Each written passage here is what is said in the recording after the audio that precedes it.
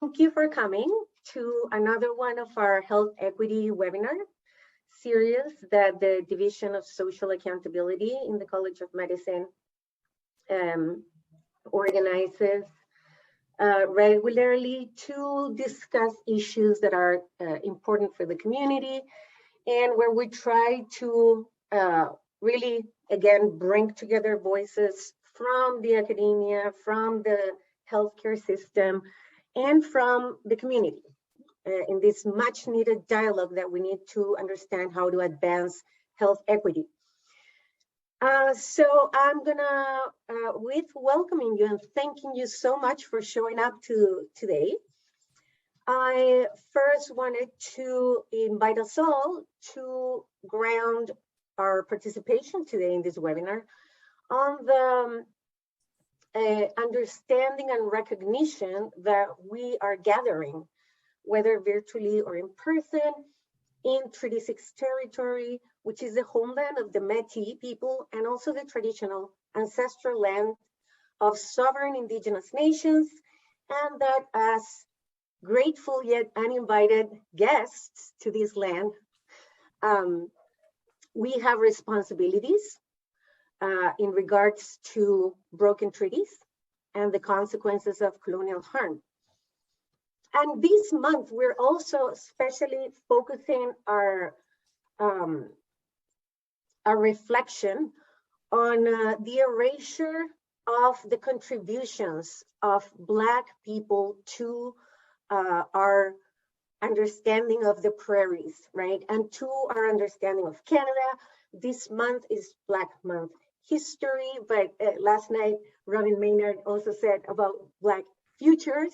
So I really like that because it's not only about the past, it's really also about grounding futures. So, and this acknowledgement of the land can also help us understand how the anti-Black and anti-Indigenous racism are sort of like part of the same problem, which is white supremacy and colonialism, and that as part of a unit, the DSA is a unit of settlers within a colonial organization. We really try to reflect and take responsibility for dismantling racism in our institution. So I am extremely grateful to have today this brilliant panel of people who have accepted our invitation to start a conversation and open up a little bit our understanding of what are the diverse experiences of anti-Black racism in healthcare from different perspectives.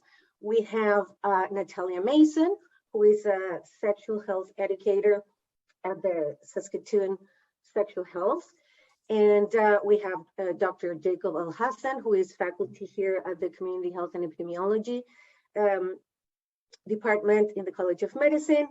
We have Eunice Abudu, who is faculty in nursing in the University of Regina and SaskPoly. And last but not least, Edith Conacher, who works here in student affairs at the College of Medicine. So I'm very grateful and excited to have you here.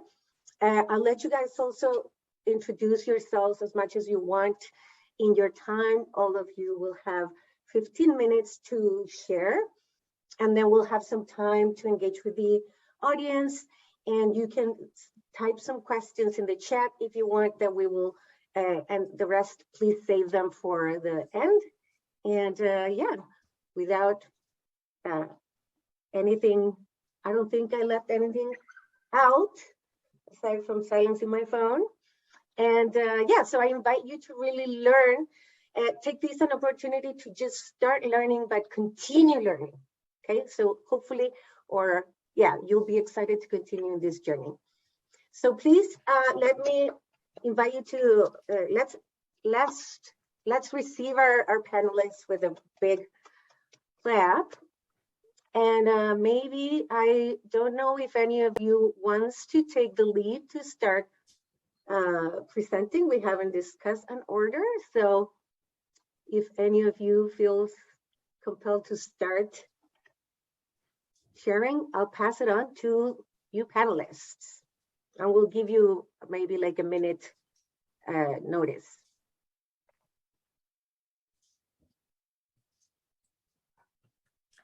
I'm very long-winded, so I might as well start. So I'd like to thank everybody for coming. I think, and thank you, Manuela, for organizing this. I think this is timely and obviously a very important conversation. When Manuela first reached out to me, I had a long list of questions. I have more questions than answers, and my idea for platforms like this is that it's a start. It's a good opportunity for conversation. There are issues that need to be addressed, but we cannot do them unless we're talking to each other and at least getting to understand each other's perspectives. And so, not to take away from all the what the other panelists have to say, I just thought of what Manuela had sent to me about addressing and redressing experiences of racism of students, staff, and faculty. That's a big topic, but but I think I'm gonna stick with students just because of the role that I'm in. That's not to say that I haven't had experiences as a staff, but I would stick with the student perspective. Let me preface what I'm about to say with the fact that there are policies, there are procedures, there are things that have been documented to help us address experiences of racism. The question that I think of is, why are they not working? What are the limitations? And I think that perhaps leads us to maybe an opportunity to have a different conversation. I don't know what that conversation would be like, but what we have is not working as optimally as we would like them to be. So the first question is, what are the responsibilities and our accountabilities? For the university, there is the harassment and discrimination policies. The College of Medicine has its own policies as well. But when it comes to who is responsible and who's accountable, I think all of us are, because we're all part of the university, we're all part of this college, we're all part of a system that we want to change. So I don't need to read things to you, but a lot of the discrimination policies, harassment policies are all online, so we can access them. For the College of Medicine, the policy that addresses racism is embedded in our mistreatment policy. So the mistreatment policy covers either actions that are intentional or unintentional that occurs and shows disrespect for the dignity of others and unreasonably interferes with the learning process. So examples that is listed online would be, sexual harassment, discrimination, harassment based on race, religion, ethnicity, gender, and so on and so forth. So that's a framework that exists within the College of Medicine in addressing racism.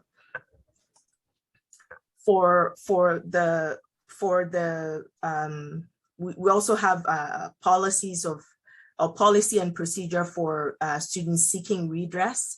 That's also online, so the students are able to either report through their end of rotation evaluations, or they can report directly online.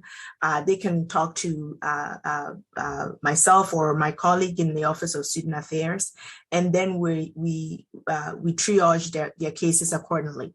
So sometimes it might be that a student would want to address the incident informally or formally, and that can be done. Any actions that we take is basically informed by the preference of the learner.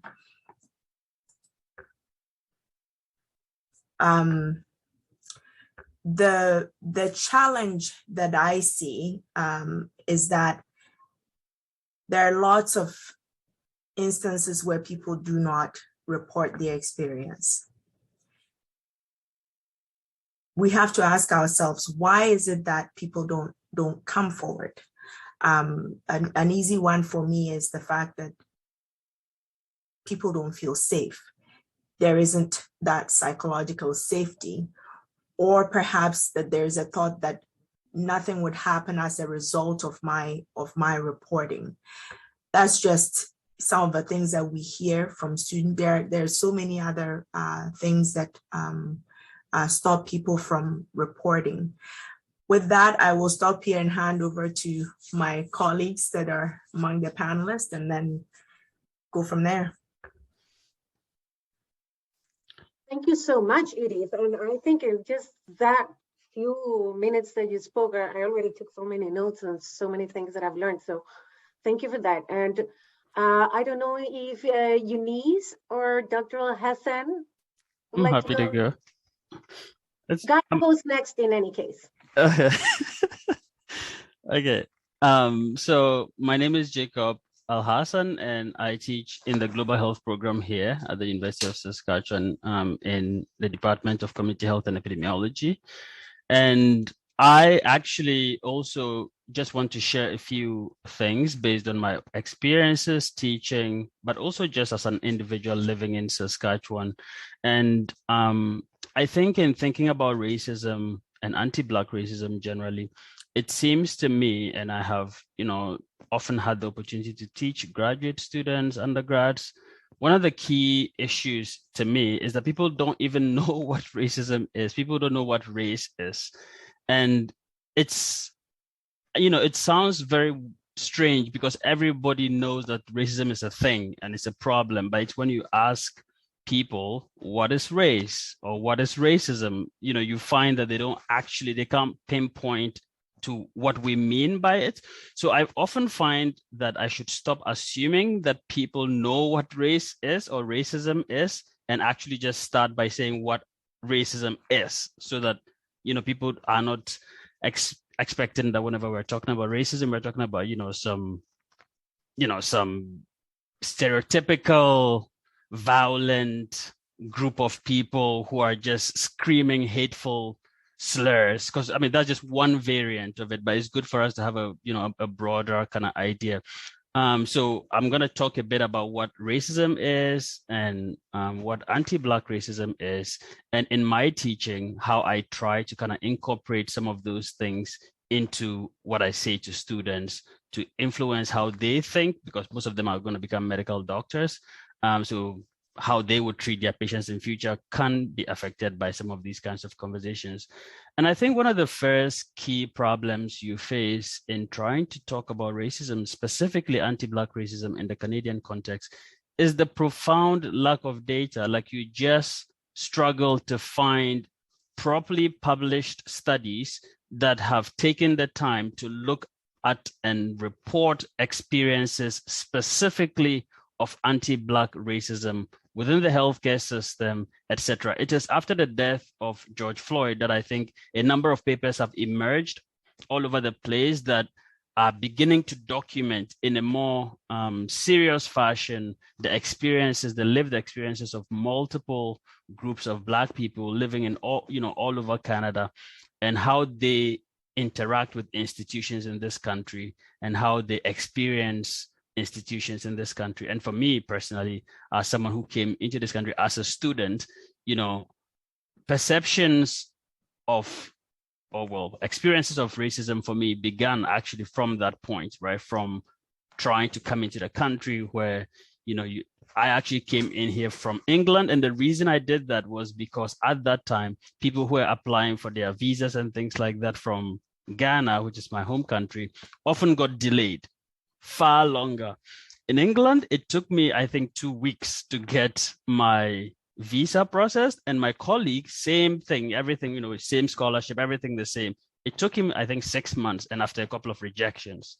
Like, that's racism, looking very differently. So before you even enter the country, you experience racism. And then when you enter, then, the racism itself, you start to experience it. So what is racism? So the concept of race emerged from ideas of social Darwinism that essentially, posited that the human race, so all human beings, could be further subdivided into racial groups, right? So the idea here, and for Black people in particular, the reason this is very important is because in these discourses, it was claimed that Black people were the link between humans and apes. So this is where the problem, it all starts from this basic idea. So for a long time, this, fake subdivision has been taken very, very seriously by physicians, by all sorts of people, and it has informed their policies, it has informed the institutions that they have built, it has informed a whole lot of things. And actually, it was not until the 1970s that this concept, like this idea, which was used to publish papers, which was used to, teach a whole generation of doctors and nurses and anthropologists and like you name it, it was only until the 70s that it was rejected as a valid tool for the description and study of human variation. Now, the reason that it is important to state this at the outset is that, like I said, most people think that when you say, racism is something, they think that you mean that some hateful person says some hateful thing to another person, and that's when it's racism, and that's all we should be worried about.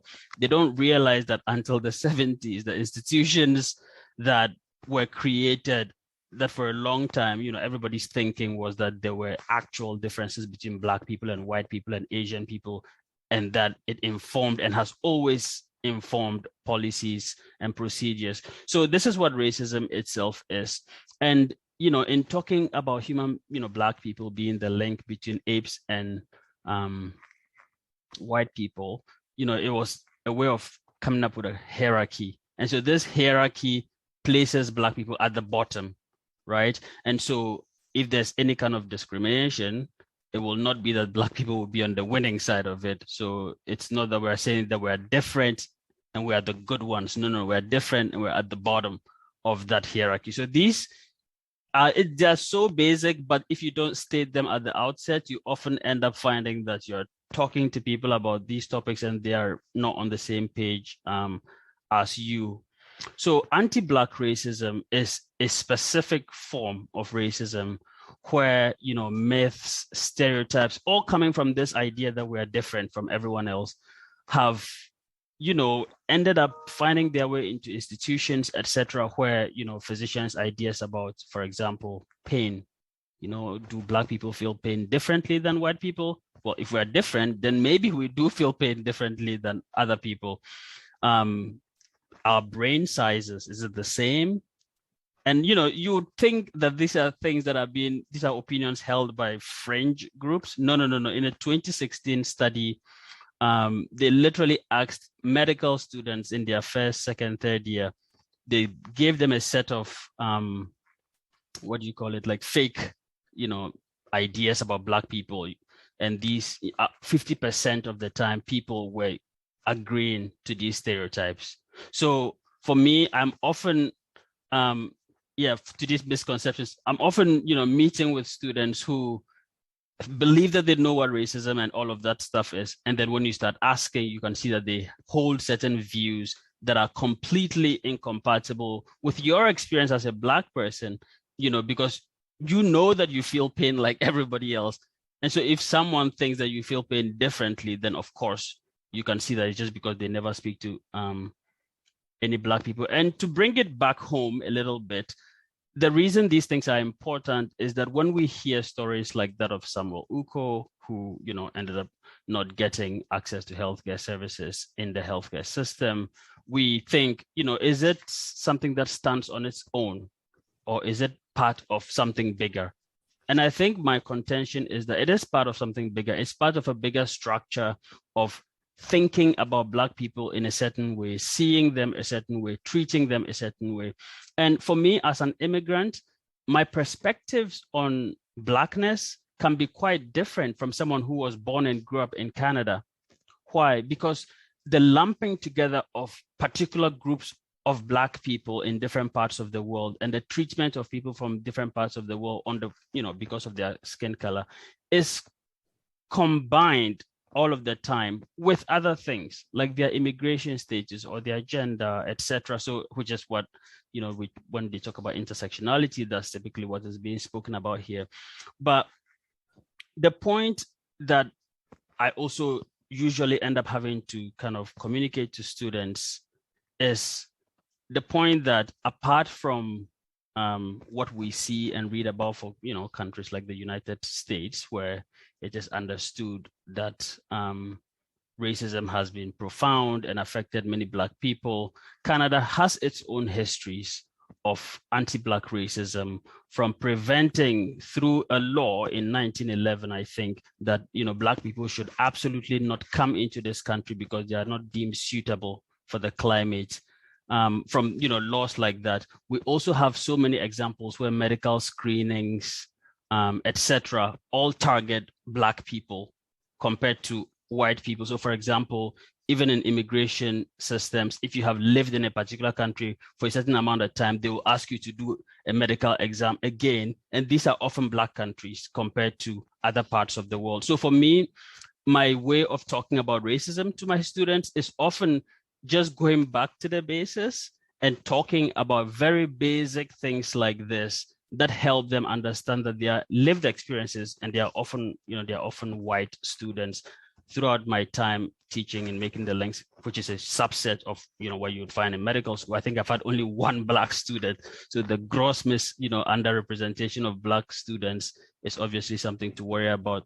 But I'm sharing with you the sorts of things that I typically share with my students as the beginning point for our conversations on race and racism and why Black people may experience a health disadvantage as a result of the way they are seen. So they may have a health disadvantage, but it's not because of some biological fact in them that is causing it, but it's because of the social structures that seem to, or actually do, in fact, expose them to particular oppressions, etc. So I'll pass the baton back to the other panelists so that we can hopefully have a rich conversation. Thank you continue. So much, Dr. Alhassan, for your brilliant and really sophisticated analysis of how the concept of race has permeated and scientific racism has permeated practices. So thank you for that. And now I want to invite Eunice or Natalya. I don't know who feels more ready. Eunice has already unmuted. Great, thank you. Okay, so my name is Eunice Abudu. I'm based in Regina. I'm with the School of Nursing with Saskatchewan Polytechnic and University of Regina. Thank you so much for involving me on this topic. This is a very important topic. And I think Jacob has actually talked a little more, and Edith, about racism.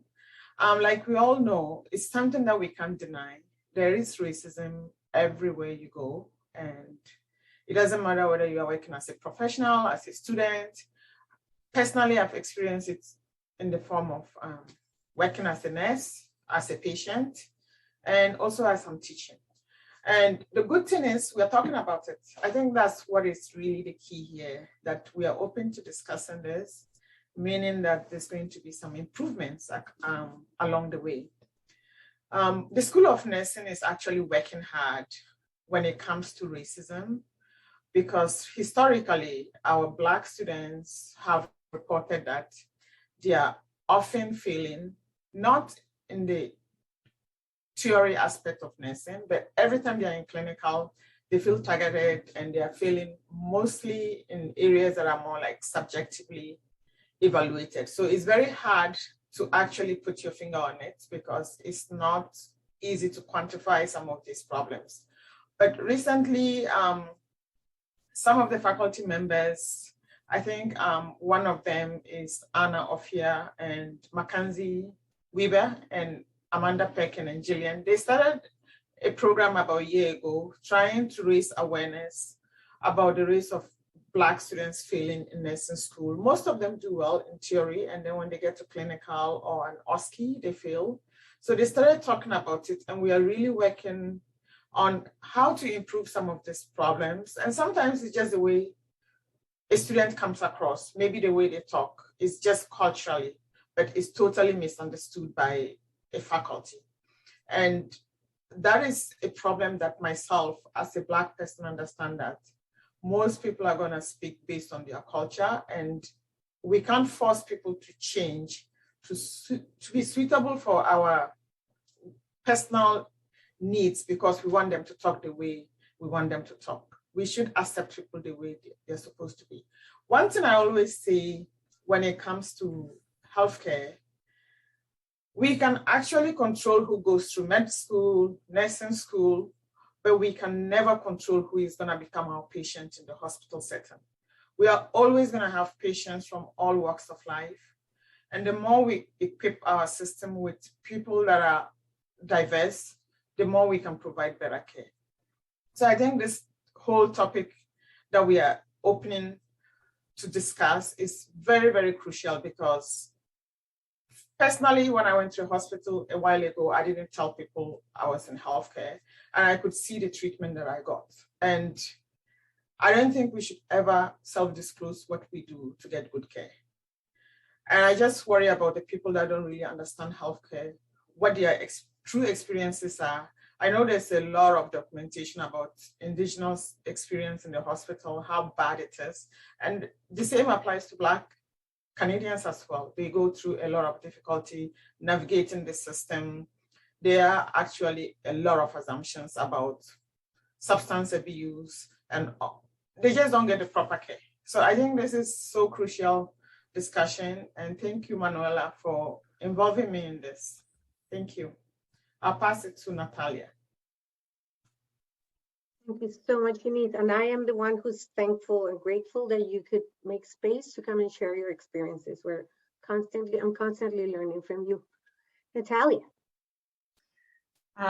So I always have a million thoughts about these sort of things, and I'm going to try to rein it in, also because everyone's shared some really thoughtful ideas. So I think one of the things that's been interesting or formative for my experience of racism in Saskatchewan is that I was born here and I was raised here, and I've never spent any time anywhere else. And so when I was growing up, my parents and my mom tried to talk to me about the fact that I was Black, so my experiences were going to be different. But my mom's actually white, so she didn't have an understanding of like what that racism was actually going to look like.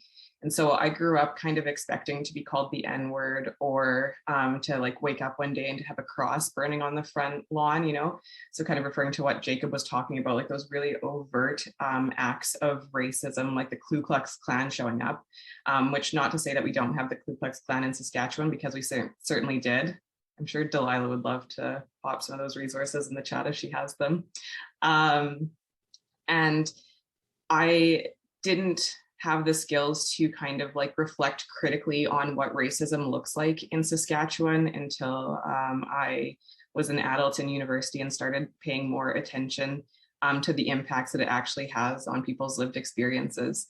So now I work as a sexual health educator, and I see lots of overlap and like intersections between sexual health and race and experiences of sexism, that kind of thing. And people are often like, I don't get that. How does anti-racism and sexual health education go together?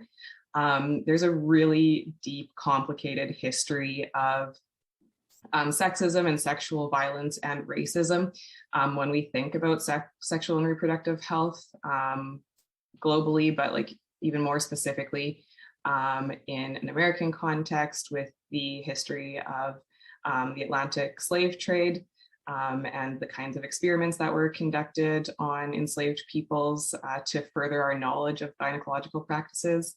If we even think a little bit more contemporarily about things like the Tuskegee syphilis trials, or we think about a lot of people don't know this, but birth control was trialed on Puerto Rican med students and poor communities in Puerto Rico who didn't have the option of saying no to those trials and experienced lots of adverse health effects because of them.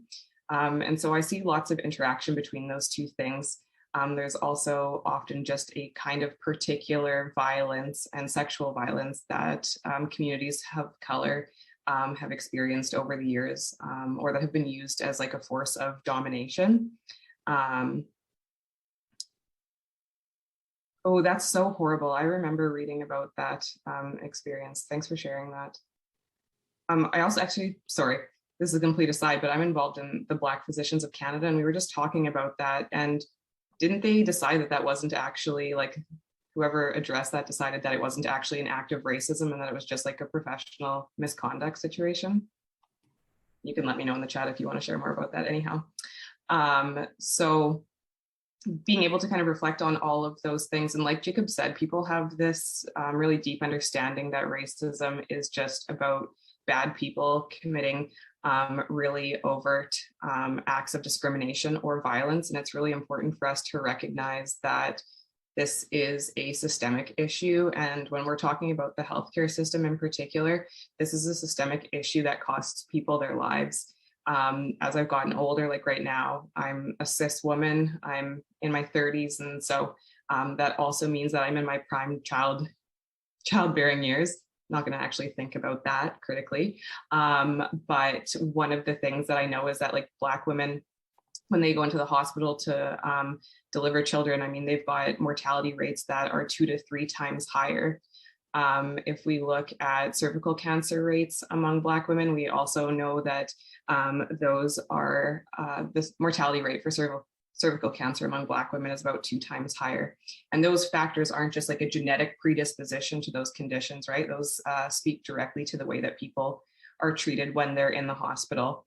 And I think that I was under the misconception at different points in my life that my education or the fact that I don't have an accent or the fact that I have lighter skin, that those things would protect me once I end up in the healthcare system or once I need care. But like Eunice said, that's not something that we can rely on, right? Like it doesn't matter what education you have because all that people see is the color of your skin. Your treatment is going to be predicated on that fact.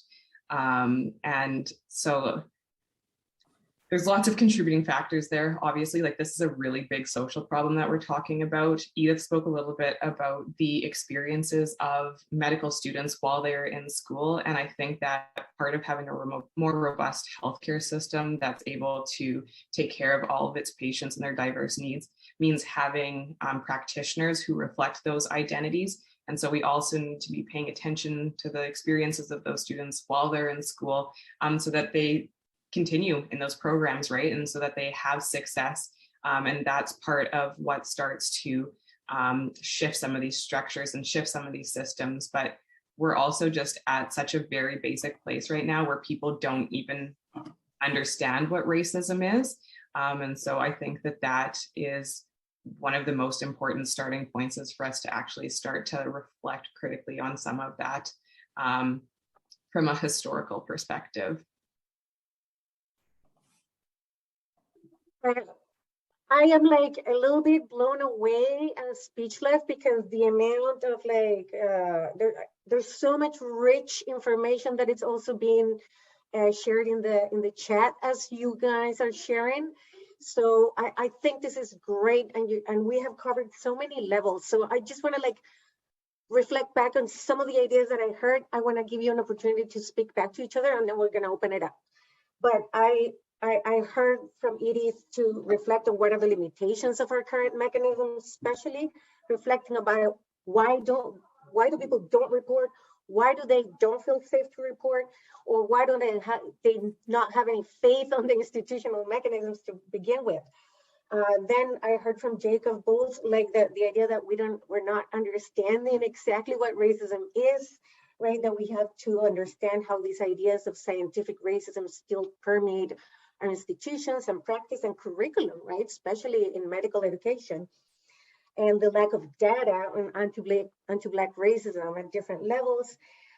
Natalya, of course, sharing all these like inequitable health outcomes and the myth that Saskatchewan is not a place where anti-Black racism lives, because we have a deep history with that.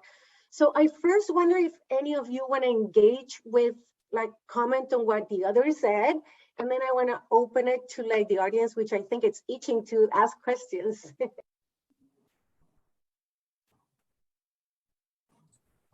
Manuela, can I just say something? I just put it in the chat as well. I think the reason why most people are not reporting is, like, my students that are Black have actually come to me and said to me that they feel that if they report, they're going to be penalized in one way or the other. So they just feel that it's not worth reporting. And it's so hard because most of these things that happen, you can feel it, but even the next person standing by you might not feel it. So it's so insidious, it's so hard to capture it. So I don't know the best way to deal with some of these things, but it just so, and this is why it's so psychologically draining, because you're dealing with it over and over and over and constantly, yet you can't really produce it and say, this is what is going on. That's why it's really hard to report. Like Robin DiAngelo's latest book, right? Nice Racism, which I invite people to explore, right? Nice racism. Why do we still have racism when everybody's so nice and nobody's racist? Natalya, Edith, Jacob, do you feel like adding anything to what you already said before we open it up? And I also want you to notice of the amazing that are happening in the chat. I think to what Eunice was just saying, like, one of the things that I've been taught about power is that one way that it functions in many, many insidious ways, but one of those functions is to keep marginalized people burdened down with the task of the everyday, so that you're so constantly overwhelmed and trying to like deal with so many small issues that you don't have the time to like actually organize and gather your energy to overthrow the system, right? And so it just becomes us moving from like from crisis to crisis to crisis to crisis, and kind of like to pull that public health analysis in, you know, of like rescuing all of the drowning babies without having the time to like actually look at the system and where those things are coming from. And so that if we do feel overburdened every single day dealing with it, that's not an accident, that's happening intentionally as well. I think it's nice. I used to worry about, you know, platforms like this where the discussions about racism, most of the people in the room would be Black people talking about their experiences. But I need to say that to really bring about change, Black people cannot do it on their own. To begin with, we don't have enough political power. We don't have enough power within the system to do it on our own. And it's really important to have allies.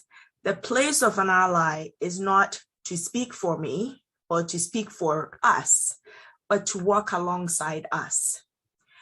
Without allies in the system, it would be really difficult to change things. You know, thinking about what Jacob was saying about systemic racism, this is a whole system that was not created for Black people. And to bring about the change that we need everybody else to be with us. I see Dr. Blakely on there. When Dr. Blakely was a dean in the undergraduate program, there were lots of issues that, you know, without her support and without her willingness to address it, we wouldn't have been able to do it, right? And that I think that people have to step in to really work on bringing about change. So I'll end here so we can have a discussion. You're gonna add something there, Jacob? Sure, Yeah. just not too much more than what everyone has been saying. And I think one of the key things that we all need to probably start taking seriously is the fact that, we cannot simply be non-racist, we should be anti-racist. This is now well known. Like, everybody needs to see themselves as actively trying to dismantle a system that is, at the very least, already creating the problems that we're seeing, right? So all the things, like if we did absolutely nothing and just let the system run its course, particular groups would already be suffering. So I think we have to be aware of that, because I think for the most part, people often don't seem to really see that part. It's like it has to be that some particular person did a particular thing before racism is happening. So if we start to assume at the very outset that if nothing was done, that particular groups would already be suffering, I think we might start acting more, because we would realize that inaction is obviously a form of action which is disadvantaging particular groups. Thank you so much. I really want to acknowledge that also in the chat, some people have shared very, very horrible, traumatizing stories, and I want to thank you for sharing those stories, and I want to give you the opportunity as well if there's anything else that you want to add. And we're going to open it up to our audience now for sharing. I'm going to ask you to raise your hands and turn on your cameras as you want to speak, and we will be asking questions and speaking in order. Maybe we'll do a round of, we'll hear some comments and questions, and then we'll bring it back to the panelists. Amos, I see that you're in camera. Did you want to speak up? Yes. All right. Please go ahead. Can you hear me? Yes. This is a welcome meeting, and I really appreciate the organizers of this particular meeting. I'm due to start in my office maybe in about 30 minutes for my office appointment, but I really appreciate you lot for this occasion. You know why people don't want to talk about racism? They think that nobody will do anything about it. I left my home country in 1985, Nigeria, and I face it all my life. And as a professor of obstetrics and gynecology in the university, I'm still facing it on a regular basis. And I wonder what happens to our kids that are growing up. We should think about the generation of our kids. What are we going to do as a body? We need allies, no doubt, but the best ally is ourselves. Because if you don't talk about it, nobody will say anything about it. In Canada, we pretend as if it doesn't exist, which is an absolute lie. The trauma that some of us go through on a daily basis, I'm a gold medalist. If you go to the University of Saskatchewan, you see my name there on the plaque. You come to Regina, you see my name, several awards. Still, I face it. The reason why I face it is because I decided to talk about it, to kick about it. I was suspended on the 8th of October, 2021, without any reason on the phone. And when they realized what they did was wrong, they changed it. Not knowing that my wife in the office has her cell phone recorded the discussion that lasted for 12 minutes. The system lies, they lie and lie to cover themselves. This is going to be the beginning of such meetings. And I just want to appreciate you guys. My eldest son, somebody put a noose. We know the person who put a noose on his operating door in Alberta, Dr. Tosin Akibi. The noose is what they tie to the neck of slaves that they bring from Africa. And he knows what he's going through. My own daughter in Regina here was having a baby. She had a cesarean section done by one of our colleagues. She started bleeding. Who did they call to come and resuscitate her? They called me to come and resuscitate my 34-year-old daughter. And I went there to save her life. I told you never to call me again. She started bleeding 2 hours after. Who did they call again? I was called to come and resuscitate her. I wrote a letter on the 17th of September 2017 with no reply whatsoever from SHA. And if I could face this, I'm the most senior person in obstetrics and gynecology in Regina now. So I can imagine what happens to our younger ones. That's what we should look at the future, how we can rescue the generation of our own kids and grandkids. Thank you for giving me the audience.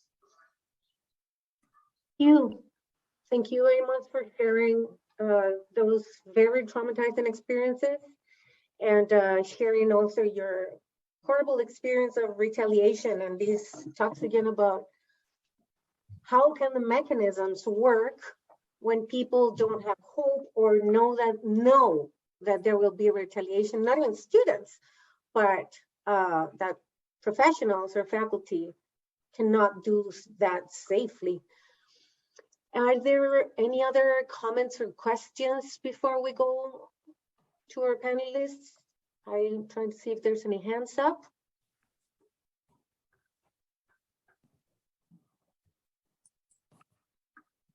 Okay, so I don't see any hands up yet. Oh, so there's a question here in the chat by Caitlin Stickney, and it says, is there any anti-racism education and training component in the colleges of medicine and nursing? What a great question. I think I can try to answer part of that, but I'll invite others to do so. There is some optional training that has been offered through the Anti-Racism Network, through Dr. Holly Graham, who is the Indigenous researcher from the College of Nursing. The college has something called Indigenous Wellness and Cultural Humility, which I'm not sure how anti-racist, if it's more anti-racist or cultural responsive and cultural awareness. I'm not aware of other curriculum components that have anti-racism. We have carried a couple of workshops and we're trying to explore institutional ways to grow that. But, oh, okay. And yeah, minimal in medicine, says Amanda. Do you want to share something else about that? I see also Helen's hand up.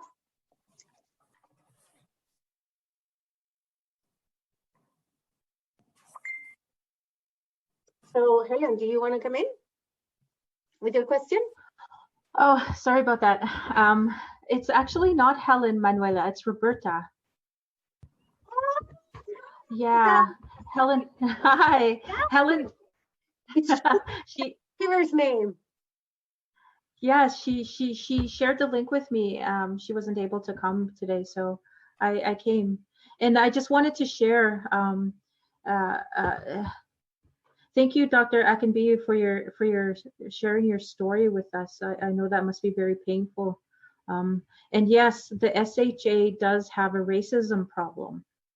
I am the Anti-Racism Action Program consultant at the SHA. I work with First Nations Métis Health, and my explicit role is to examine the ways in which systemic and personally mediated racism are occurring at the SHA. And so part of our work includes developing an anti-racism and anti-oppression strategy that will also include anti-racism training. And so our project ends at the end of March 2023. So right now we're currently in the process of phase 1, developing our research project. Phase 2 includes engaging with various SHA staff across the province to collect their testimonies of their experiences of lived racism at the SHA. And so the hope of this is that the SHA will adopt an anti-racism strategy and training program that will be mandatory for all SHA staff across the province. I also wanted to say, what can I do to be an ally as well. There's strength in numbers. Whatever support that I can offer, I would like to offer it now. Thank you. Thank you, Roberta. It's very hopeful what you're saying, and for sure we'll keep working together to make sure that we all align our resources and expertise for that. Are there any other questions?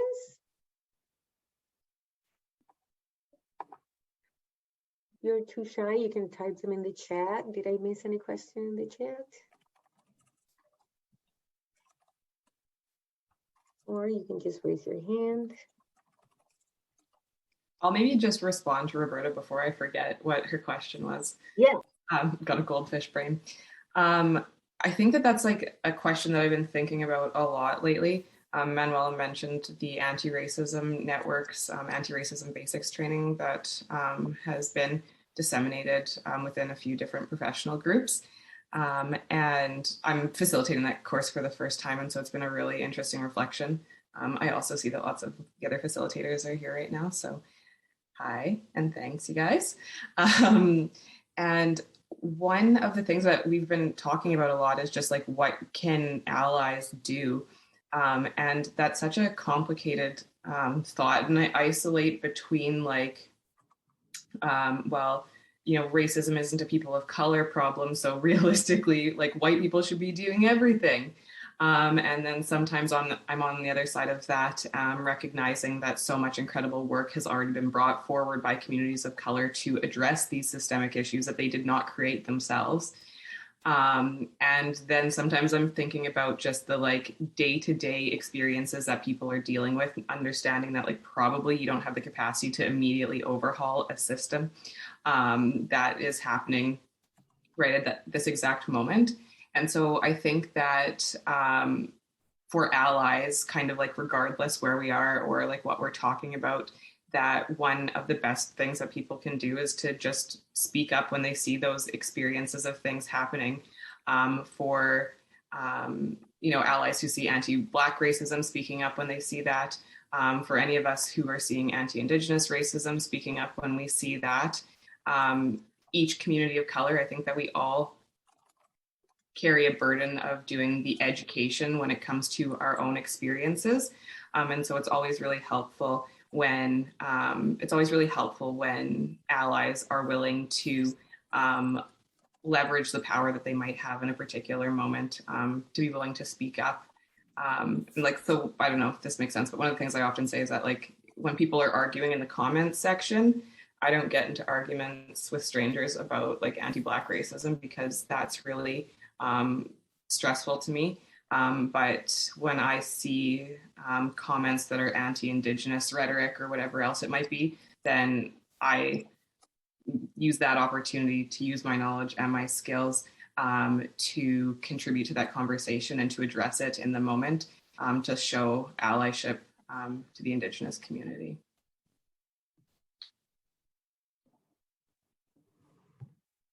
Thank you, Natalia. Any other comments from the panelists about Roberta's question? Yeah, I think that apart from these everyday actions that we can take, I think that we can also, wherever we find ourselves, work together to basically shift the power structures that we actually live in, which is why the systems that we're being oppressed by exist, right? So for example, if white medical doctors or nurses or health professionals are mistreating Black patients, it just means that we need more Black doctors. It just means that we need more Black nurses, more Black mental health professionals. Like, the power also is also in the numbers in many ways. So we need to have like, admission pathways, for example, that acknowledge these histories and then, remediate them by, shifting power and sharing power,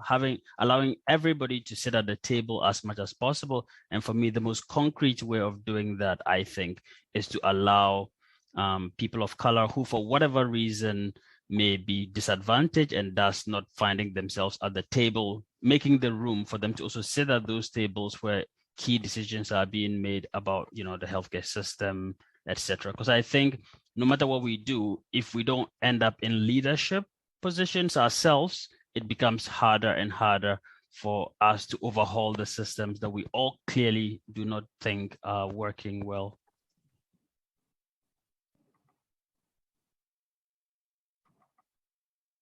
Edith, you're muted. Make sure you unmute yourself now. Sorry, I always forget to unmute myself. There are different things that are being done here and there, and I think I agree that we need to do something, but I think that it's also important to learn from each other, learn and hear what others have done or have attempted to do, and see where we can collaborate. If it's okay with you, I'd like to ask Dr. Blakely to talk about a project that she and I tried to do. And that's just one person, you're a small group of people trying to at least understand what the issues are, and then perhaps come up with a way to resolve the experiences of students. But with that said, I think that's just one person. We need to really figure out what are each of us doing, right? Is there an opportunity for us to collaborate, to share experiences? Because the more, the better. We can only achieve if we come together. So Dr. Blakely is here. She can talk about it. So I was the Associate Dean undergrad for the College of Medicine from 2010 to 2015. And Edith and I had many, many conversations. I think if we didn't get together on a daily basis, I knew there was something going on. And one of the things that hit me, or actually hit up both of our hearts, I think, was the students, specifically students of color, who would come and describe some to me specifically, and then if they described them to Edith with their permission, she would chat with me about incredibly hurtful and inappropriate things that were being said, not only by faculty, but also at times by other students. And so one of the things I wanted to do before I finished my term as Associate Dean was to do a more in-depth investigation, I would say, maybe not call it an investigation, but to collect the stories. And unfortunately, it never finished, in that the students were afraid to give their stories, even though they knew that I would be doing this on my administrative leave, which was the year after I completed my term as Associate Dean, so that I would have absolutely no influence on their education at that point. But also, they were afraid that if they said anything to anyone, that the medical community in Saskatchewan is so small that they may not get a residency. If they got a residency, they may have more difficulty getting into a practice. And so at the end of our attempts and multiple meetings with student leaders to assure them of their confidentiality, I only had one student who participated, and this was someone who had already graduated, was well into their residency in another province, and felt free to or comfortable to tell me the story. But the stories were ones that honestly broke my heart. This particular student described how in a clinical setting, and I'm assuming that they were going to be using a Woods lamp to look at whether there were any skin lesions type of thing, where you have to shut off the lights. And having the preceptor say to this student, that where did student X go? I can't see him or her. And I thought how incredibly offensive that is. And not only was it offensive that without having documentation, if this had happened on my watch, there would have been a meeting with that particular faculty member, but where were the other students? So I guess maybe this kind of goes along with that. And I'm sorry, I will stop. Thank you, Dr. Blakely, for all that sharing. I just want to really thank you all so much for, and as you've seen, we've only scratched the surface of all the different levels and the many conversations that we need to have and keep having. So please don't consider this like all the conversation or the end of it. We're going to continue to engage with you in different ways. There's some of calls to action that I shared there in the chat that have been articulated by the Black Student Medical Association that I invite you to check out, as well as stay tuned for more opportunities and call us out. If you don't hear anything about us, about this in the future, say, hey, DSA, what's happening? And Edith. I have a quick question. So Dr. Manuela, what is the next step here? So we've just had a conversation, we've poured our hearts out, and I'm going to be very sad afterwards, but no. What is the next step? You mentioned in the chat that there's a 3-year project, anti-racism transformation in medical education. Is it like, what is the next step? Because when we start a conversation like that, yes, it's sad to end it abruptly. There has to be a next step. So absolutely.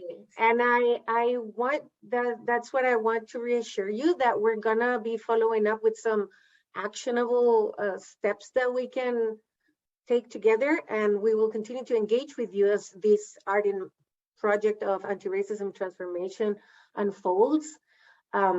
I don't know if any one of my colleagues wants to bring up any other opportunities, but we for sure will be continuing to working with you, with Dr. Abudu and Dr. Alhassan, and Natalya is actually doing some contract work with us as well. So we'll be contributing more to advancing this conversation. We already have some plans with Dr. Abudu of developing together a workshop, and I really would like to reconnect with all of you panelists and be able to come back to our larger community with some more concrete opportunities for action.